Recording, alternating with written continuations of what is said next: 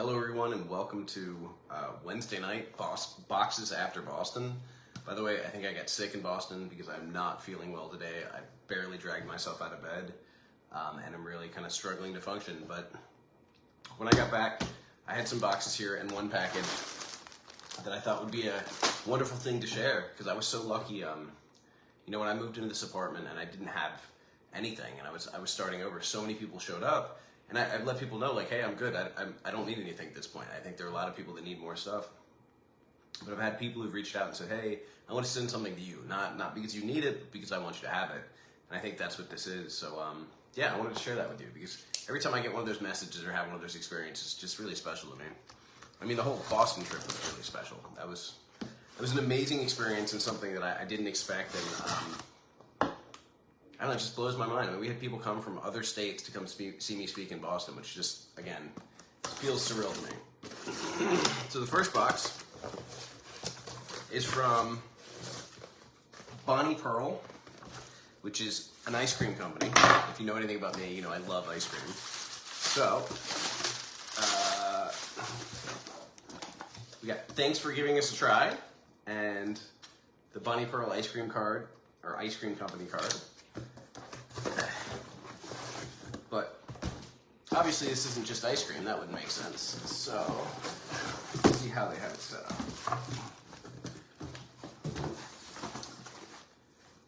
Chocolate crackle ice cream, that sounds really good. So I think we have all the ingredients. We've got whipping cream, semi-chocolate things, whole milk.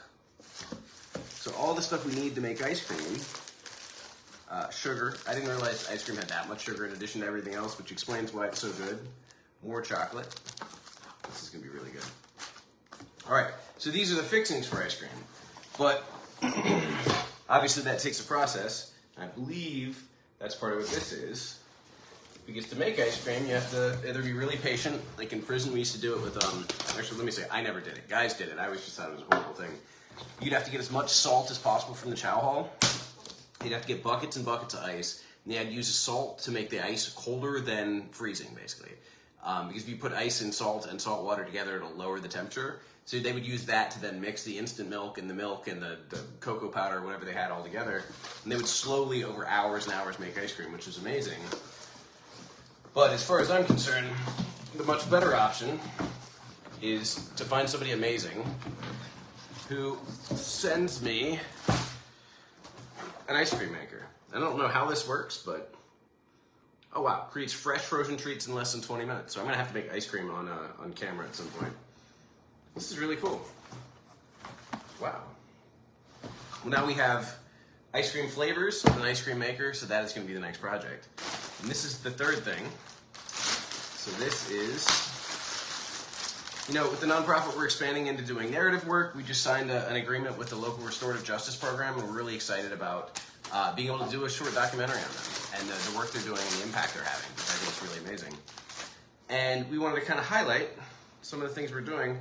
So this is the new nonprofit swag, which is, the tree chopped off with the leaf coming out of it.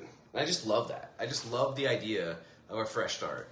Because I think so often in our lives we feel like, it's over and there's nothing we can do and there's nowhere we can go. But what I found pretty consistently is the people who are the most successful and charismatic and interesting and engaged are people who have struggled and come back and struggled and come back. And that's why every time I give a talk on adversity, it's a universal thing. It's not just like, oh, you went to prison, so you know adversity, or you went to war, so you know adversity, you went to whatever. No.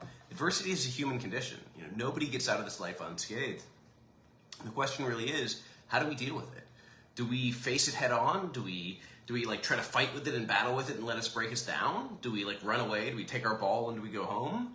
Or do we recognize that it's a challenge and it's a growth and an opportunity? It's same ways we lift weights to break down our muscles to make them stronger. Can we see every moment of adversity as an opportunity to be broken down, to be made stronger? That's what I try to do, and obviously I don't see every moment that way, but the goal is moving in that direction.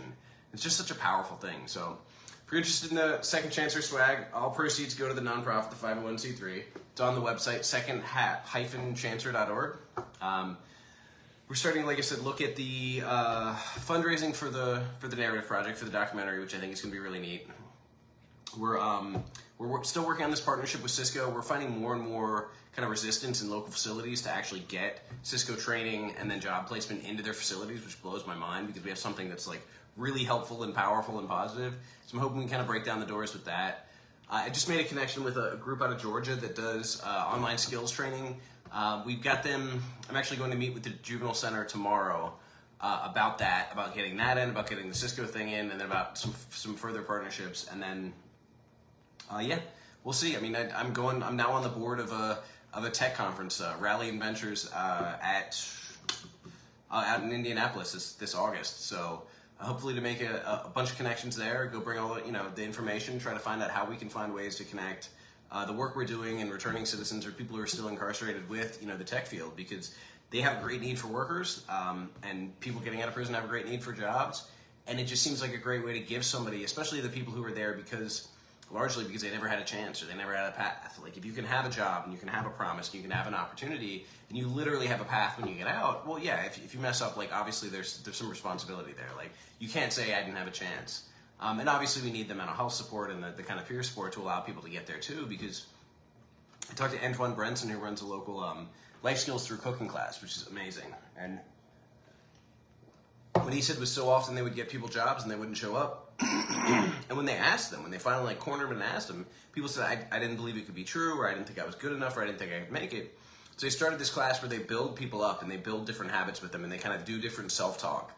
And what they found is now they consistently get people to show up for those jobs. They're able to give people or empower people to have better lives, but it couldn't be given. It couldn't just be said, okay, you got this job, now you're in this role. There's a lot of internal kind of reprocessing and relabeling that has to happen. So that is a process.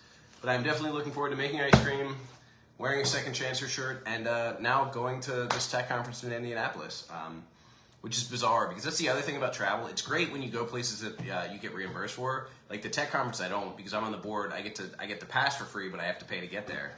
But some of these other things, it's like months and months and months in advance, and then you're waiting around for money, and I'm going into debt, and then you put stuff on a credit card, and I guess it makes sense in the long run because I never realized how important it is to network, to go to conferences, go to places where I can be around people. Because I initially balked at speaking at South by Southwest. I was like, man, it's going to cost money, and I can't do that. I really need to be conservative.